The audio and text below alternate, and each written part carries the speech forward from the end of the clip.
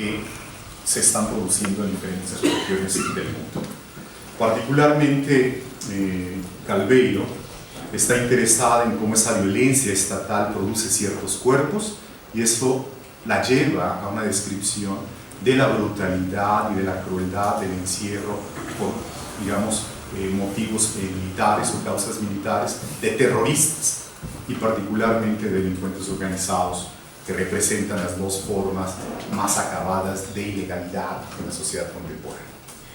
Y se encuentra, por supuesto, Bauman, según Bauman, acusado a veces de tomar sus ideas de Wikipedia,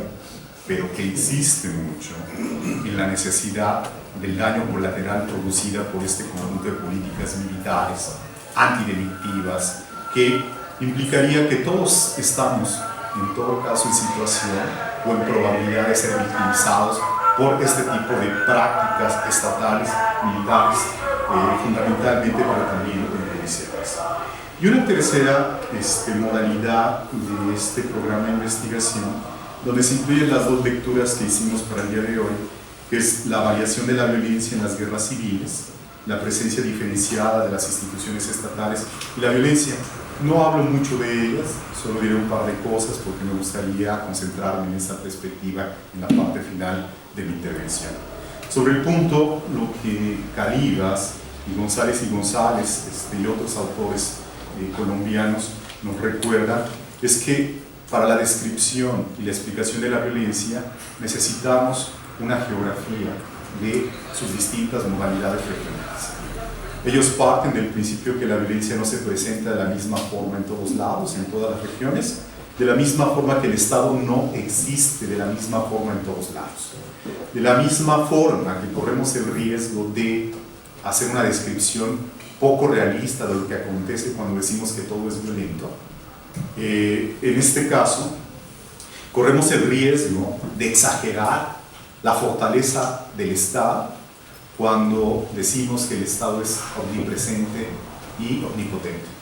El Estado no es una cosa, no lo ha enseñado la antropología política,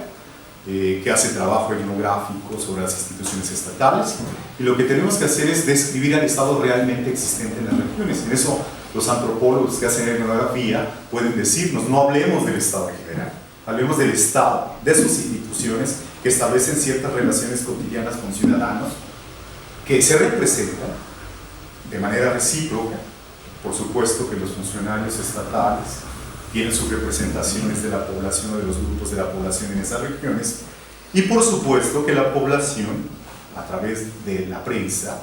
pero a través fundamentalmente de la historia oral y de las conversaciones cotidianas, tiene su representación imaginaria de las instituciones estatales. De tal forma que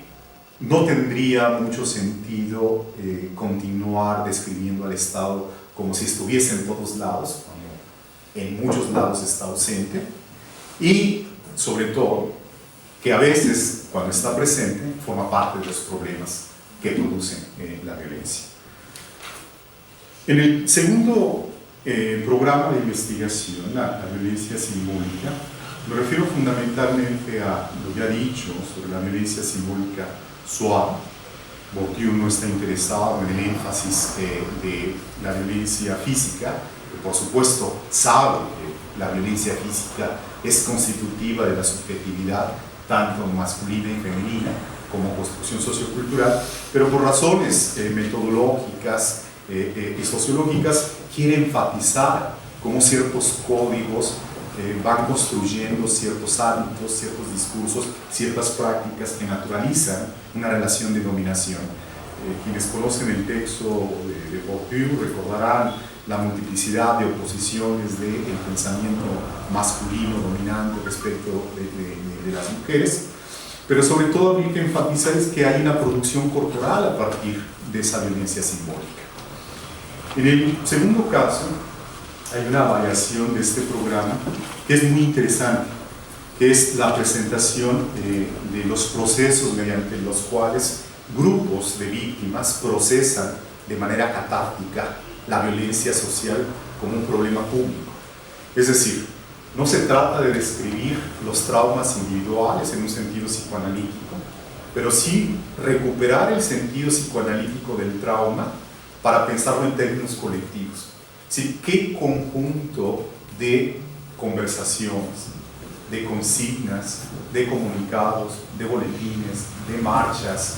de encuentros públicos producen ciertos grupos de víctimas para hacer catarsis respecto del daño producido en sus cuerpos, en sus emociones y en su psique, los procesos de victimización experimentados en una zona particular? Hace unos días en los comentarios sobre una tesis recordaba un trabajo de Hilda García de Flaxo, que hace un trabajo siguiendo esta orientación desarrollada por Alexander para los feminicidios de Ciudad Juárez, y mediante entrevistas a quienes concurren en mercados de segundo de pulgas trata de reconstruir este procesamiento colectivo grupal del trauma que ha representado el homicidio de mujeres por odio en Ciudad Juárez, Chihuahua, que como ustedes saben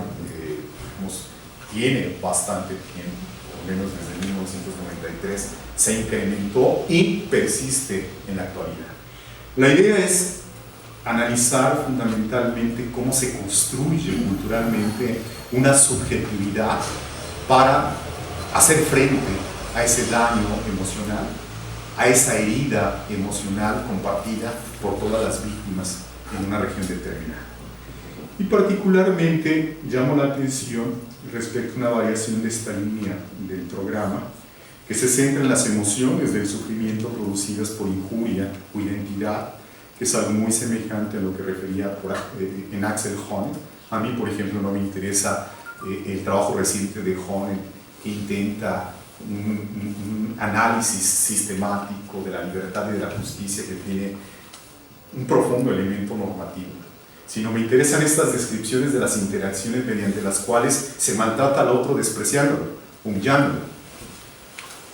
y cuyo reconocimiento implica obviamente la necesidad de un conjunto de operaciones que nos lleva a mejorar el acceso a la justicia de las víctimas. En una lógica semejante, Viviorca, un sociólogo francés, dice: develemos la caja negra del sentido que las víctimas le otorgan a su experiencia del sufrimiento. Porque generalmente las descripciones dicen, son tales factores los que explican la violencia. Hay que intervenir esos factores para que no se reproduzca. Pero no le damos la palabra a las víctimas. No sabemos cómo están procesando mentalmente el sufrimiento, qué tipo de emociones vehiculan a la experiencia del sufrimiento, por qué persisten en cierto tipo de reacciones psíquicas o emocionales al sufrimiento del pasado, cómo han venido gestionando el sufrimiento y las emociones. Y al respecto, Viviorca desarrolla una idea muy particular que diferencia violencia y conflicto. Dice: la violencia desaparece el conflicto. La violencia es el aniquilamiento del otro, la imposibilidad de la acción. Hay que oponerse a la violencia para hacer posible la acción colectiva, la agencia de las víctimas. Es decir, cuando uno practica la violencia, elimina el diálogo. No hay necesidad de ofrecer razones. Hay que imponer la voluntad al otro, hay que infligirle daño, hay que herirlo, hay que sujetarlo. No estamos pensando en una argumentación que pueda ser escuchada, ni sabemos cómo la escucha el otro, ni sabemos obviamente qué hace con lo que escucha. Entonces, si se dan cuenta, hay un énfasis en esa dimensión simbólica y cultural que hace posible la subjetividad de la víctima, que por supuesto está orientada, como he dicho hasta este momento, a la formación de coaliciones de víctimas. Esta idea de Viviorca quizá pueda ser presentada como la inflexión en la legitimidad de la violencia como un mecanismo emancipatorio contra la desigualdad, la explotación, la dominación. Se trata de rechazar toda modalidad de violencia como intolerable, así sea la violencia decolonial o anticolonial. Y el típico ejemplo de Viviorca en su libro La violencia es que Fanon, que es el teórico que tanta influencia tiene en la actualidad, tanto como la tuvo en los años 60 y 70 en los procesos de descolonización de algunas sociedades africanas y asiáticas, que se sintetiza en la idea de aniquilar al colono, es algo inaceptable. Algo que Jean-Paul Sartre, en su momento, en el prefacio a los colonos de la tierra, celebra, aplaude, como diciendo, europeos, vean cómo nos describen, vean cómo el programa de decolonización implica nuestra desaparición como sujetos modernos, colonizadores, etc. en Europa. Un tercer programa de este problema, de investigación de este problema, es el que señalaba como la violencia generada en los márgenes estatales, excepciones y necropolítica. Yo diría que es el programa predominante, el más heurístico, el que más posibilidades abre para explicar los procesos de violencia social y política en América Latina, que como ustedes saben es conceptuada como la región más violenta del mundo, pero también como una de las regiones más desiguales del mundo. Entonces, esta perspectiva se ha configurado a partir de las contribuciones de autores europeos, americanos y latinoamericanos, y hace un énfasis muy fuerte en las fronteras que existen entre las prácticas legales y ilegales en ciertas regiones, en las fronteras territoriales, en comunidades rurales, en espacios rurales y urbanos, e incluso en espacios urbanos dentro y fuera de las instituciones estatales. Esta perspectiva nos llegó a México a partir de los trabajos de antropología política americana de Dusty Poole, que en realidad lo que hacen es llevar a la antropología americana algunas ideas estructuralistas de Foucault, que es el primero que recientemente tematiza la frontera de lo legal y lo ilegal mediante la gestión de los ilegalismos descrita al final de Vigilar y Castigar. Quienes han leído este libro recordarán que Foucault, una vez establecido que la prisión no redata y que por el contrario produce delincuentes, señala que las formas particulares mediante las cuales la policía gestiona las redes de delincuencia es mediante la conversión de ciertos delincuentes en informantes. Esto, por supuesto, en Europa en el siglo XVIII no es un problema local, y obviamente gestiona y extrae renta de las redes de prostitución. En este caso, lo que Foucault está diciendo es: un actor legal extrae renta y le parece funcional la legalidad para el fortalecimiento de su propia institución. Y esta frontera porosa, que hace ambigua la diferenciación entre lo legal y lo legal, es constitutiva de los procesos de corrupción sistémica en nuestras instituciones estatales, particularmente las de seguridad y de justicia. Y ha llevado las cosas al límite, de tal forma que esa corrupción sistémica se ha convertido en una corrupción institucional avanzada, que se explica, por supuesto, por dinámicas locales y regionales de intercambios políticos entre redes de policías, redes de militares, redes de ministerios públicos y de fiscales, con sujetos que incentivan la economía ilegal y que mediante intercambios de protección obtienen ganancias en estas fronteras de lo legal y lo ilegal. Por supuesto que Foucault no lleva la reflexión tan lejos como Agamben y Achille Mbembe, que piensan que estas fronteras de lo legal y lo ilegal son más visibles en las colonias, particularmente en las africanas y caribeñas, en la medida en que los actores cambian. Los victimarios son los propios europeos, ¿no? Y las víctimas son los nativos o los pobladores originales de estas sociedades colonizadas.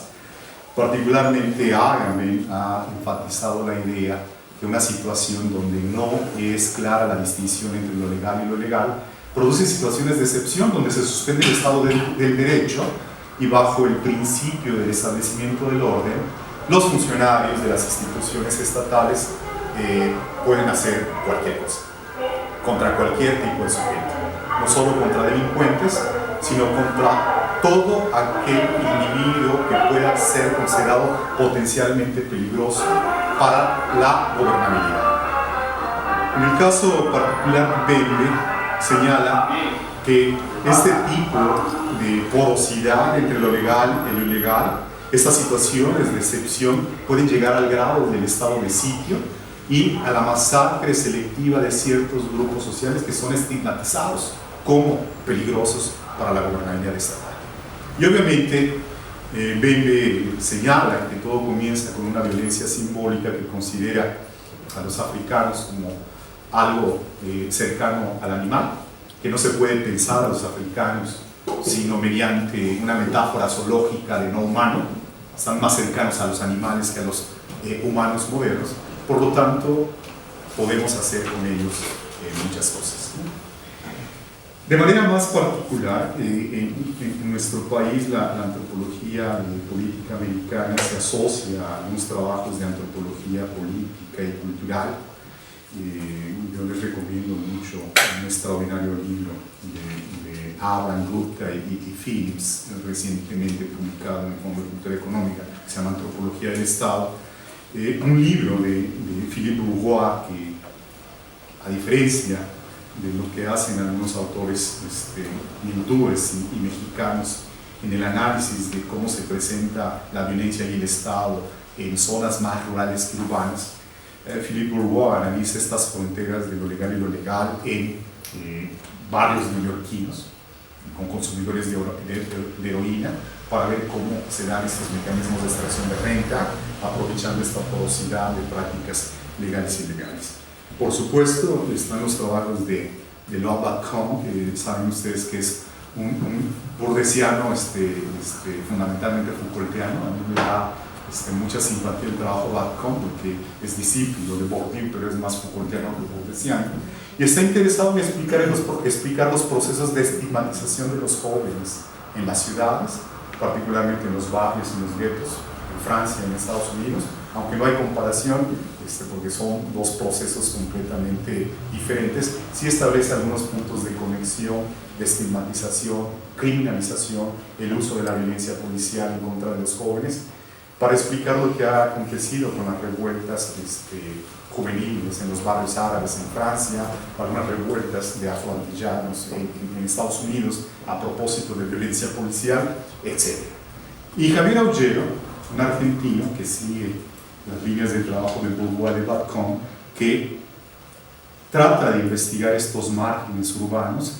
a partir de desarrollar una de las ideas iniciales de la intervención, que es la de cadenas de violencia. Él se junta con una profesora que tiene 25 años en una escuela, como dicen los argentinos, del conurbano bonaerense, es una escuelita, digamos, de la periferia de Quilmes, y comienzan a tratar de describir etnográficamente cómo se vinculan las violencias que aparecen en la escuela con la dinámica familiar, el barrio, las políticas excluyentes del Estado argentino a pesar, digamos, del progresismo, del kirchnerismo reciente, y cómo al final de cuentas hay situaciones límites en las trayectorias sociales en las cuales los jóvenes tienen que tomar la decisión de implicarse o no implicarse. Es decir, están prácticamente obligados